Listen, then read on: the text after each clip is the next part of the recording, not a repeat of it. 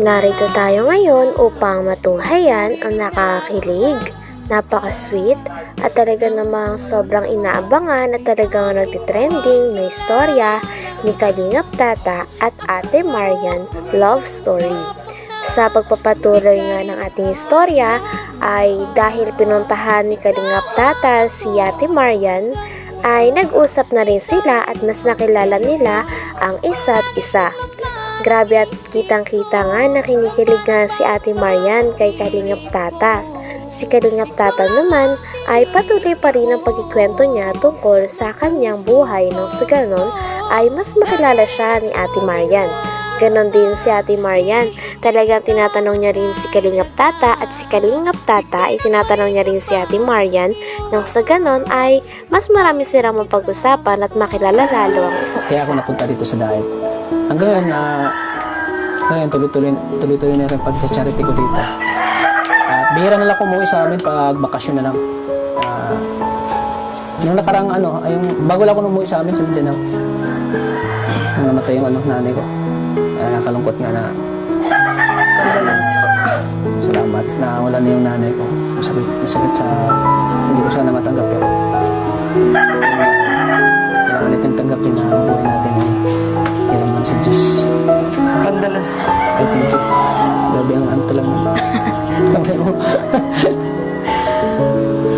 Ikaw, kumpleto ba yung mama? Kumpleto ba yung pamilya? Yung mama po ko, OFW po. OFW po yung mama. Nasa ibang bansa? Si papa mo? Ayun, estipado na. Ay, tama sinabi mo sa akin. Anong trabaho ni mama mo? DH po. Domestic helper po. So, Sa pagpapatuloy pa ng ating istorya ay kinuwento din ni Kalingap Tata kay Ate Marian kung anong history niya at kung paano siya nakuha sa Kalingap team. Talagang tuwang-tuwa naman si Ate Marian sa mga kinikwento ni Kalingap Tata dahil napakagaling nitong magkwento. Si Kalingap Tata naman ay kinuwento din ang kanyang journey at ipinagmamalaki niya din kay Ate Marian ang kanyang mga talents katulad na lang ng magaling daw siyang sumayaw, kumanta, kaya naman habang sinasabi niya ito kay Ate Marian ay talagang syempre kinikilig din si Ate Marian at mas lalong na-inspired at humahanga kay Kalingap Tata. Talagang habang patagal nga ng patagal ay mas lalo nang dumadami ang kinikilig kay Ate Marian at kay Kalingap Tata. Pagkatapos naman nito ay kinwentuhan pa nga ng marami ni Kalingap Tata si Ate Marian.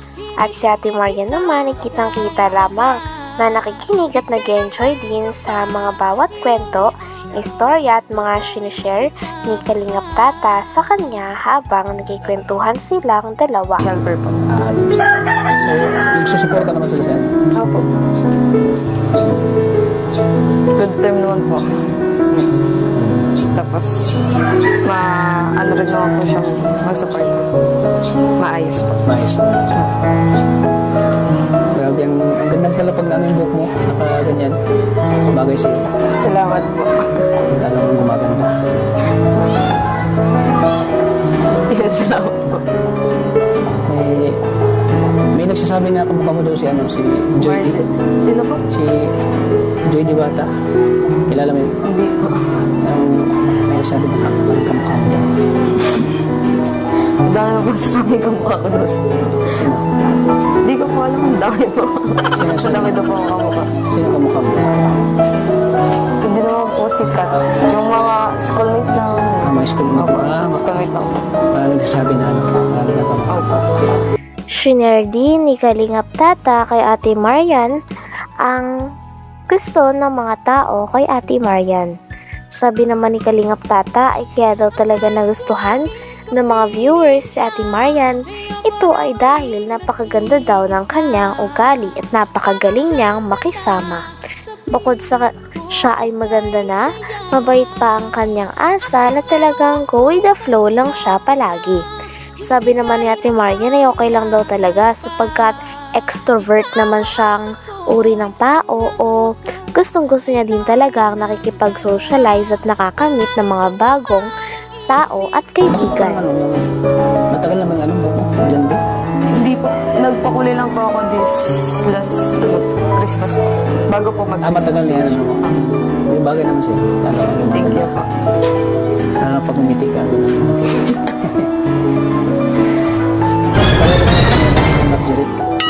Sana all. Pero wala na yun, nakalimutan ko. At ngayon ay ikaw naman yung bagong nakikilala ko. Kaya masaya ako na nakilala ko. Pero masaya pa ba na nakilala mo? Oh, masaya naman po.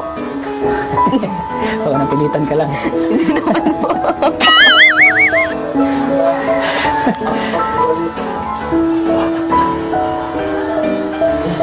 Ang ano pala dito na, ang tahimik pala ang lugar niyo? Po. Tahimik po talaga dito. Masyado ano. Pero, butit sa tahimik ng lugar niyo, ay may maganda pala kong nakilala dito. Nakatulad dito. Sa pagpapatuloy pa nga ay kinikilig naman si Ate Marian. Ito ay sapagkat si Kalingap Tata ay talagang kino-compliment siya. Sabi pa nga ni Kalingap Tata sa kanya ay napakaganda niya daw talaga. Sabi naman ni Ate Marian ay marami din naman daw maganda sa kanilang lugar. Kaya natawa naman si Kalingap Tata. Sabi naman ni Kalingap Tata ay sa lahat daw talaga ng magaganda ay kay Ate Marian lang daw talaga siya nabihag.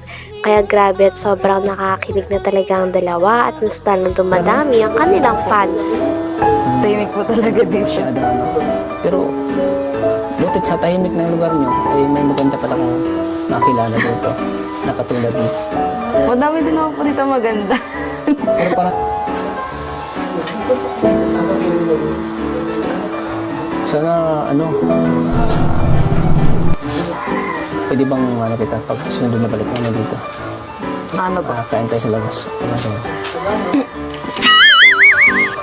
Yun lang po yung problema. Di po ako masyadong nasama. Hindi ka masyadong nasama. Lalo pag ano, hindi masyadong kilala pa. Opo, yun. Ayun, dyan pala si ano, si papa mo. Hello po, tay. Magandang hapon po. Okay lang ba na kausap po si ano? Si Marian? Ayun, okay lang daw. Dyan pala si ano, dyan pala si tatay, di ko napansin. Isang beses naman ay si Ate Marian naman ang nagtanong kay Kalingap Tata. Tinanong niya si Kalingap Tata kung sino ba ang nakapag-inspire sa kanya para maging charity vlogger o ano ba ang dahilan kung bakit siya naging charity vlogger. Sabi naman ni Kalingap Tata ay ang pinaka main reason talaga ay siya daw ay na-inspired. Katulad na nga lang daw kay Kalingap Val, kay Kalingap Rab at sa iba pang mga kalingap na charity vlogger. Gustong-gusto niya din daw kasi tumulong sa mga mahihirap dahil alam niya rin kung ano ang pakiramdam na maging mahirap. Kaya nais niyang tumulong at makapagpagaan ng ibang buhay. Talagang dahil naman dito ay mas humanga pa nga si Ate Marian kay Kalingap Tata dahil sa vision niya at pangarap niya para sa ibang tao. Ano? Parang takot ako eh. Kinabahan tuloy ako eh.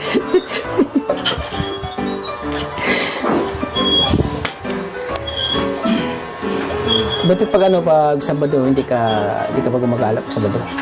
Hindi naman po. Bukas na, mapadayo pa ako bukas. Magsisimba ka bukas? May pupunta po ako para sa research po na. Para sa research mo? Oh.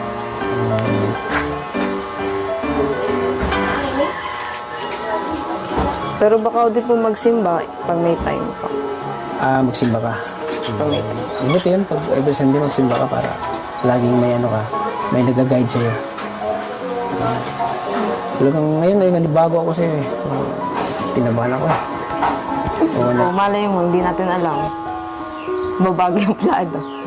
Mabago pa yung isip mo. Baka po. Ewan, baka. Siguro ka. Sana wala pang kasiguruhan. Pero, handa pa naman ako. Hanggang dito na lamang muna ang ating nakakakilig, napaka-sweet at talaga namang sobrang trending na istorya ni Kalingap Tata at Ate Marian. Maraming salamat sa inyong panonood. Hanggang sa muli. Bye!